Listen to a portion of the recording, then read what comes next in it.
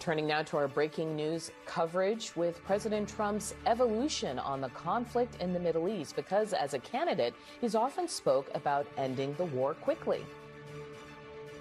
Get it over with and let's get back to peace and stop killing people. And that's a very simple statement. You just have to get it done. Get it over with and get it over with fast, because you have to get back to normalcy and peace. Let's fast forward to now, when the president is demanding Iran's unconditional surrender as he weighs further U.S. involvement. Sometimes they have to fight it out, but we're going to see what happens. I think there's a good chance there'll be a deal. Have you asked Israel to pause their airstrikes into Iran? Well, I don't want to say that. President Trump authorized a military strike that took out a high-ranking Iranian general in his first term. His approach to U.S. involvement has typically walked a fine line between unpredictability and calculated force. So what's behind this shift from talking peace to terms of surrender? Joining me now is Joel Rubin, former Deputy Assistant Secretary of State, and Kim Dozier, CNN Global Affairs Analyst. I want to come to some of those diplomatic questions in a moment. But first, I want to get the lay of the land, help people understand how we got here. Because you had National Security Leader Tulsi Gabbard testifying before Congress about the state of Iran's nuclear program. Kim, can you talk about what she said now versus what we're seeing now? Well, in March, she testified that Iran was months away from breakout, weaponizing its nuclear material. But I spoke to people in the first Trump administration who said that Iran was days from refining its 60% refined nuclear material into weapons fissionable material, and days to weeks from turning that into a weapon, because these are two processes. Yeah, but it's important because the pretext for this war is Israel saying Iran is a threat, an imminent threat. The U.S. has been brought into Middle East wars in the past when there's been an imminent threat of weapons of mass destruction. I think people at home want to get a sense of what the intelligence community knows. Well, I just want to add, the decision at the time was that the Ayatollah had decided we could, but we won't. And that assessment could change at any time. Maybe President Trump is reacting to that. The Israelis always disagreed with the slowly estimate. They said just the fact that they're this close is unacceptable. Right. Yeah, Audie, look, I chuckled a bit on how did we get here, because it's not just the past couple of weeks or months. It's been a decade in the making. President Trump had a nuclear deal that was working when he was in his first term. It was preventing Iran from getting to the point that it's at right now. And he tore up that deal in 2018, and we have not been able to get back into it. And the result is what we see now. It was highly predictable. President Obama predicted it. Predictable, and that Iran would continue to accelerate and enrich.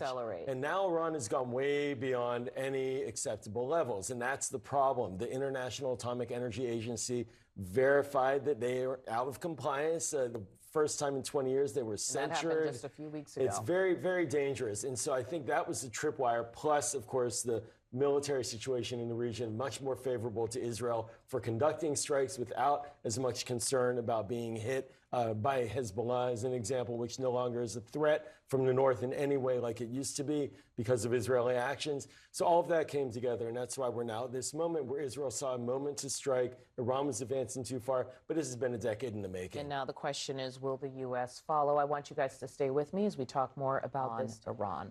Joel Rubin and Kim Dozier are back with me here. The existence of this weapon is what has put this question so firmly in the hands of the U.S. in so many ways. Kim, first, can you just talk about what it is about Fordo, why this is so significant a spot, and also this isn't a weapon, I understand, that you can just pass off to someone else. Well, the U.S. doesn't want to share it with anybody else. It's, as you said, it's about a 30,000-pound bomb, and it's dropped from 30 to 40,000 feet up, which gives it the ability to penetrate about 200 feet into the ground. Right. It was developed as an alternative to nuclear weapons. It's like, if you need to penetrate something, is there another way to do it? And the U.S. developed this weapon. Specifically for these kind of deep buried complexes, because North Korea also has complexes like this. But the problem with this is Right now, the Israelis just lost a drone taken out by Iranian air defenses. So that means you're not going to fly your B-2 stealth bomber during the day. You're probably going to fly it at night, which puts any potential attack a few hours from now. You're definitely not going to use a B-52, which can technically carry them, but isn't as stealthy as a B-2. And also, once you've done it, you can almost guarantee that Iran is going to strike back against U.S. forces based in Iraq, based in Syria, based throughout the Gulf, U.S. ships on the sea. Iran has a number of methods like swarming a large U.S. vessel with fast boats. And it's proven with things like the attack on the USS Cole. What I hear you saying is also that despite the fulsomeness of the Israeli attack to start, taking out all kinds of systems, Iran is proving that it still has the ability to respond in some way. Joel, can you talk about, as we're talking, actually, the Supreme Leader is talking and talking about potential threats. We heard a guest say that, you know, attacking personnel is not the only way Iran could hurt the U.S. Can you talk about how this conversation lives alongside any conversation about diplomacy or a negotiating table? Why is that even still in the air, given the way this is escalating? Well, you know, Audie, my first thought after hearing the readout of the Supreme Leader's speech is he may very well have signed his own death warrant with that speech. Right. Because this is the attitude that has led us into the moment that we're in right now. Look, there have been off-ramps provided to the Supreme Leader for many years, including by the Trump team. And I'm not going to say that their diplomacy was incredibly robust. It was sort of trying to figure out what the opportunities were with Iran. But they did offer, Secretary Rubio did offer a civilian nuclear program to Iran in exchange for no enrichment. And Iran said no. And the Supreme Leader continues to drive Iran in this direction. And so I think this is a real moment. Going to this question about Fordo. Fordo is like a pincer grip. Yeah, and I know we might have an image of it as well, just to give people a sense of what's there. And what's really important to understand now is that because of the strikes that have gone forward, in many ways, Fordo must be hit, because if it's not hit, the enrichment capacity there is such that Iran could quickly move to enrich to weapons-grade levels and try to test a crude nuclear device. Yeah, we can see some of the images here. So now we're in that trap. And I believe this is actually somewhat near a holy city in Iran, but the idea is all of these other places that had been hit, Israel was able to harm their capacity. Kim, I'm in your territory now. Well, there's also another location, to pick up on what Joel was saying, where there is a stockpile of enriched nuclear material just sitting there, and the Israelis haven't hit it because they would essentially create a dirty bomb. So unless they can go in and physically take it out with commandos, if Fordo is left intact, then the Iranians can just move that 60% refined material to Fordo and build a weapon. Okay, you guys stay with me. There's a lot more to discuss. Before we go, I want to call out the difference between that National Intelligence Director Tulsi Gabbard has said about Iran's nuclear ambitions versus that of her boss. The IC continues to assess that Iran is not building a nuclear weapon, and Supreme Leader Khamenei has not authorized the nuclear weapons program that he suspended in 2003. The IC continues to monitor closely if Tehran decides to reauthorize its nuclear weapons program. Tulsi Gabbard testified in March that the intelligence community said Iran wasn't building a nuclear weapon. I don't care what she said. I think they were very close to having it. It's notable because Israeli Prime Minister Benjamin Netanyahu has been sounding the alarm about Iran being on the brink of developing a nuclear weapon for years. It'll take them anywhere up to 3 years to cross all the nuclear technology threshold, and then it takes about a year or two to weaponize. But this, at most, would give us 5 years. It could very well be next year. By next spring, at most, by next summer, at current enrichment rates, they will have finished the medium enrichment and move on to the final stage.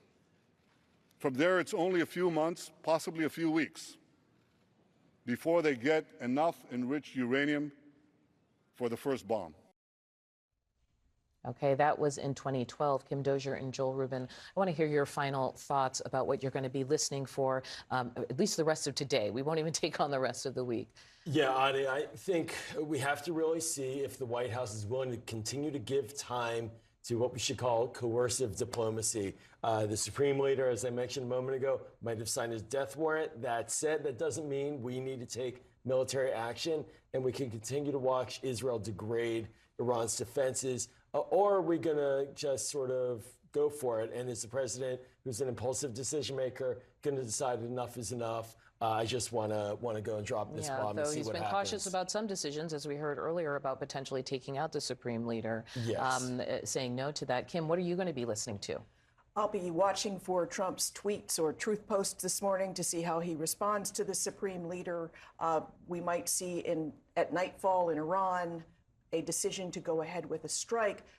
The risk is that Iran has somewhere between 700 to 1,200 missiles in reserve. Some of them, Iran alleges, are hypersonic missiles, hard to avoid, hard to shoot down. And those could be aimed at U.S. troops and Israeli-populated areas and actually cause a lot more destruction than what we've seen so far. Yeah, this is a very grim math that we're having to do in counting these weapons and understanding what's at stake in the region and beyond. I want to thank you guys for helping to guide me through this hour. Very helpful.